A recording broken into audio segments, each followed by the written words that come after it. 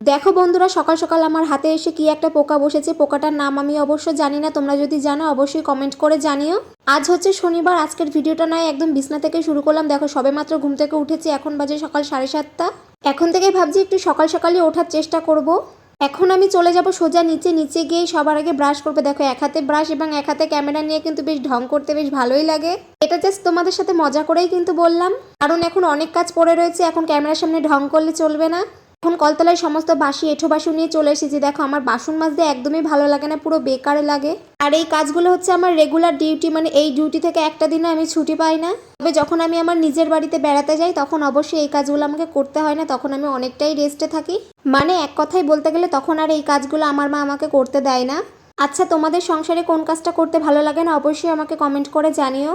তবে কাজ করতে কিন্তু আমার বেশ ভালোই লাগে, মানে একবারে বসে বসে খাবো সেরকম চিন্তাধারা কিন্তু আমার নেই। তার কারণ কাজ করলে কিন্তু শরীর মন দুটোই ভালো থাকে। তবে আমার একটা ভীষণ বাজে অভ্যাস আছে, যেটা আমার মাও বলে, মানে জানি না কবে এই অভ্যাসটা আমার যাবে। মানে আমাকে যত কাজ দেওয়া হবে সমস্ত কাজই আমি করতে রাজি আছি, তবে খাওয়ার আগে। একবার যদি আমার ভাত খাওয়া হয়ে যায় তারপরে আমি কিন্তু কোনো কাজই করতে চাই না। কেন জানি না, খাওয়ার পরে মানে আমার এত আলিস্যি লাগে, কোনো কাজই করতে ইচ্ছা করে না। আর আমার মতন এই অভ্যাসটা তোমাদের কার কার আছে অবশ্যই কমেন্ট করে জানিও। দেখো দেখতে দেখতে আমার সমস্ত বাসনগুলো মাজা হয়ে গেল, এখন কিন্তু সমস্ত ধোয়াও হয়ে যাচ্ছে। সো বন্ধুরা, দেখা হচ্ছে তোমাদের সাথে নেক্সট ভিডিওতে।